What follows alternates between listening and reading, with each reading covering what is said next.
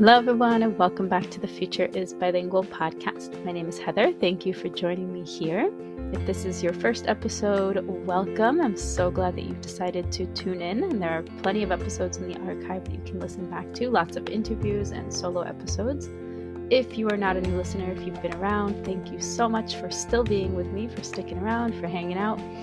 If you are on Instagram, you can follow me there. I'm at The Future is Bilingual. So please come join me, see what's going on there. I always post about episodes on there and some other stuff about life and language learning and music and everything. So welcome. This episode is a short one. I'm going to talk about weekly wins, and this idea came up while I was at work. So I'm going to talk a little bit about my new job that I've been doing since April. And it is, I'm teaching languages with a company called Freestyle Languages. And at the end of the episode, I'm going to give you a little bonus code if you want to come join us and learn either French, Spanish, Italian, or English. So I hope to see you at the end of the episode for that promo code. All right, enjoy the episode. So this episode today is going to be about weekly wins. And I'm going to explain where that idea came from. You will notice that it's another example of alliteration. So I had the previous episode of the podcast had a lot of alliteration. There's a recent post on Instagram as well that goes along with that same episode. So if you're not familiar with the term, alliteration means that the first letter is repeated in multiple words. So weekly win, they both start with a W. That previous post talked about music Monday or movie Monday, both starting with M. Okay, so yes, I am a language nerd, and that makes me happy. So I'm going to give you a little bit of background where this idea popped into my head, and then talk about how you can use this idea, when you should make use of it, and then how it would help you improve your language learning. So it's a short episode, but let's dive right in. So this past Friday, I was at a work meeting. I teach online with an amazing company called Freestyle Languages, and they are based in Austin, Texas. So we had a work meeting. It was online on Zoom, and we were talking about how we can get our students to own their language learning and engage more with the content and engage with the language both in and outside of class, because obviously we only have, an hour and 15 minutes every time we meet. It's not that much. You need a lot of input. You need a lot of practice to actually learn a language. It's about 500 to 750 hours to reach an intermediate. And that's for languages, French, Spanish, the ones that we teach that are similar to English. Okay, so we're talking about how can we do this? Should we do some sort of a checkpoint? We have classes that are 8 weeks and then 12-week sessions. So should we do checkpoints every 4 weeks? So, twice in a 12-week session or once during the 8-week session.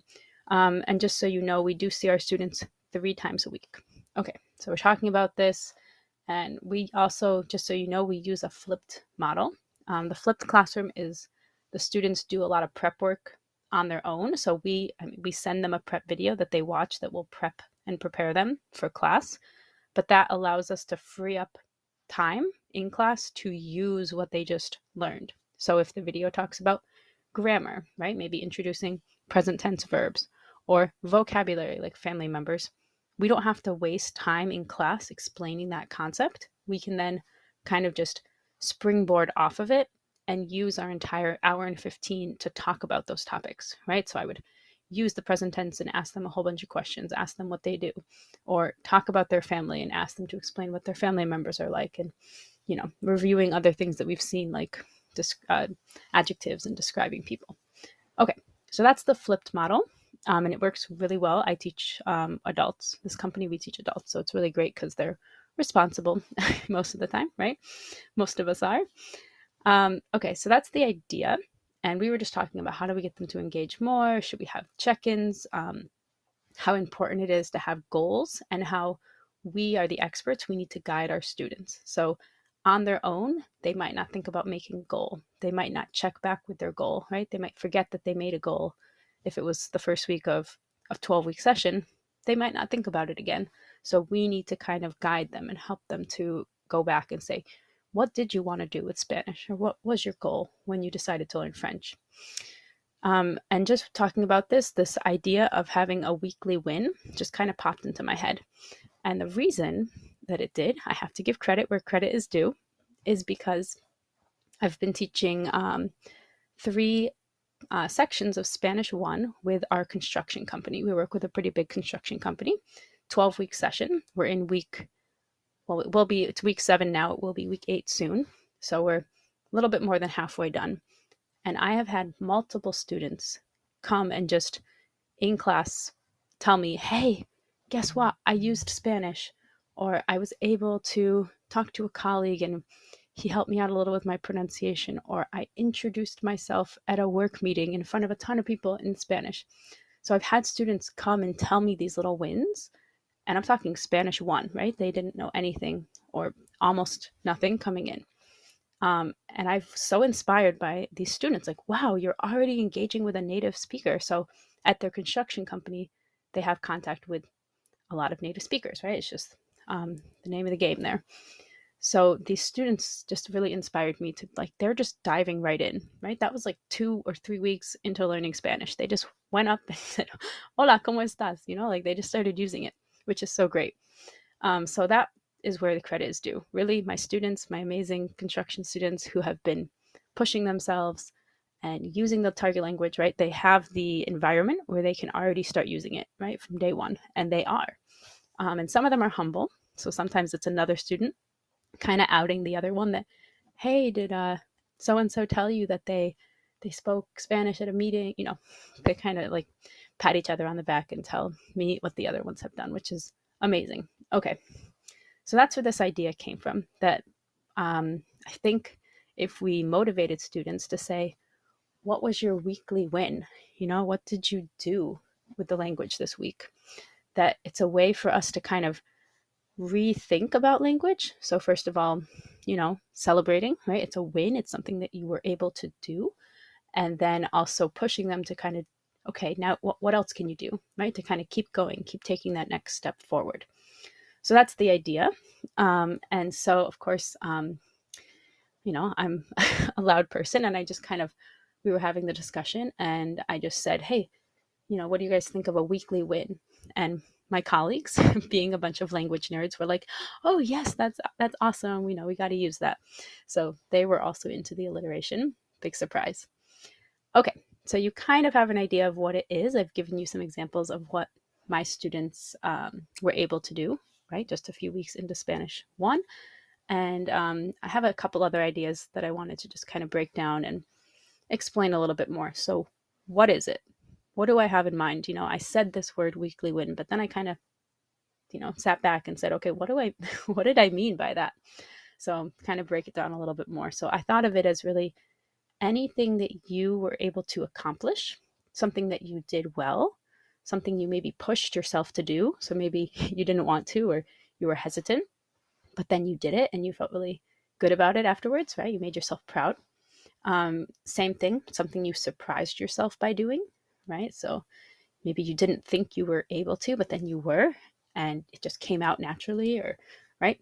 And then, yeah, basically it's something that you were able to do in your language that made you feel really good, right? So again, having a weekly win, right? It's a small enough chunk of time where you should be able to complete that, right? Whether you look at the week in 5 days, like my students maybe are looking at it as the work week, or 7 days, the whole week. And it's short enough that you can do it, right? But it's also short enough that it's going to keep repeating, so that you have to keep pushing yourself, right? It's not like a monthly goal where you can maybe finish it the first week of the month and check it off and then not think about it, right? You got to keep doing it. Okay, so here are a few examples that just popped into my mind when I was thinking about this topic. So maybe having a conversation face-to-face with someone, right? A lot of us are online now, like me, full-time, right? Working, doing everything, studying online. So having a face-to-face conversation is already maybe a little daunting for some of us, even in our native tongues. But having that conversation in a new language is even more scary. So if you do that, that's a weekly win. If you use the language with a friend or a work colleague or even a stranger, right? If you just have maybe some small talk with a stranger, right? If you're able to go out and use it in your town, if you live somewhere where you are able to use it, like for example, you could order food, that could be a weekly win. Maybe you like to read more, so it could be finishing a page or finishing a poem or even finishing a chapter, depending on your breadth of reading abilities in that language. It could be understanding part or all of a conversation or a podcast or a song or a TV show or a movie or a play. I mean, right? Possibilities are endless there. Maybe a radio station, you're tuning in and you understood a part of it. Awesome, right? That's so cool. It could be following a recipe completely in that language and making a delicious dish that you get to enjoy and maybe even share with someone. It could be writing a few sentences or a few paragraphs in that language, right? It could be completing a language challenge. So on Instagram, you can find many different language challenges, and some of them are short, right? It could be like a week-long one or a few days. It could be finding a new app, a new book, a new study material, something in that language that you really love. And woo, that is a win because now you get to use that in the coming weeks. Okay, so those are a few examples. I also want to encourage you to maybe think about what else you could count as a win for yourself. So now the question is when and maybe how do I go about making this? So I just want to say that this could be, and it should be something that you think about proactively, like in the future. So if you know it's coming up, like we have the idea with our students is that we're going to tell them, okay, they're going to get used to every third day of our class, right? What was your weekly win? That way it's kind of an expectation. So if you know maybe on Friday, you're going to end your week, it's a work week, and you want to have your weekly win done by Friday, you will preemptively start thinking, what can I do this next week? What can I do? Okay. And it's also a reflective practice. So on that day, whether it's Friday, Saturday, Sunday, wherever you decide to end your week, you think back, what did I do with my language? What was the best thing I did this week? And again, it's a way to push yourself. So maybe you could think of 5 really awesome things you did, and you're going to pick the best one, right? So the idea here is that there's not just one thing you did with your languages this week. No, hopefully you did many awesome things, but this is kind of like your favorite one. This is the best one. If someone was going to ask you for an example, right? Like the teacher in the classroom, classic example there. That's the one you would give. That's the one you want to tell people and kind of boast about in a context where we're asking you, please tell us, boast about yourself, be proud of yourself. This is really awesome, right? You challenged yourself, you pushed yourself, and you feel great. Now, I also want to say that sometimes these could be really small things, and you might think, does that really count? Like, I mean, was that really even that great? Like, all I did was have a 1-minute conversation. Okay, but ask yourself, could I have done this a week ago? Could I have done this a month ago? And even if you could have, would you have? Right? So if you answer no to those questions, then you should definitely celebrate because you pushed yourself beyond your comfort zone. So don't look at it as, oh, it's too small, it's insignificant. No, every little win counts. And that's the whole idea of a weekly win. They don't have to be big and massive. It's not, what did you do over the past year with your language? No, it's just a couple days. What was the best thing you did? So I hope that this gives you some incentive to think about ways, fun ways, things you can do that's maybe more enjoyable with your language, and to keep going, because learning a language is an overwhelming, kind of insurmountable task when we think about learning a language to the full extent, because really we never speak a language perfectly. Even our native tongues, we don't know every word. I look things up all the time in English. I enjoy learning new vocabulary. I enjoy reading and building my vocabulary in that sense. So don't look at it in such a big picture. Look at it in small, bite-sized chunks, right? What can I do this week? So we don't want to feel frustrated, lose interest, burn out. We want to keep going, right? Every little step. And if we keep celebrating these little wins, that'll hopefully keep us motivated. It'll hold us accountable, and it'll give us something fun to celebrate. So I hope that this inspires you. I would love to hear what your weekly win was this past week. So you can, again, find me on Instagram at The Future is Bilingual, all one word, no spaces, no nothing. And you can use the hashtag weekly win, and I will be checking there. I'll be checking on Instagram, and I hope to hear from you guys very soon. And I hope that you continue to enjoy learning your languages. If you have any questions, you guys know where to find me. Take care and have a wonderful week. And let me know what that weekly win is anytime. Take care. Bye-bye.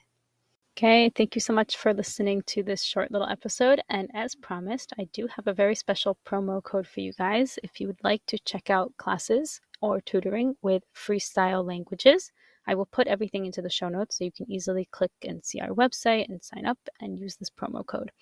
So the promo code is Heather15. So that's HEATHER 15, and put everything in caps. And this is good for any first-time customer. So if you've never taken classes with our company, we welcome you to come check us out. We have, as I said, group classes online. We have tutoring bundles, and we offer classes for French, Spanish, Italian, and also English for Spanish speakers. So I definitely would love to see you out in the virtual world with freestyle. So please let me know if you have any questions. And yes, if you are new, use the promo code Heather15 to get a 15% discount on our classes or tutoring bundles or products as well. So again, everything's in the show notes. Come check it out. Check out my Instagram, and I hope to connect with you guys soon. Take care. Bye.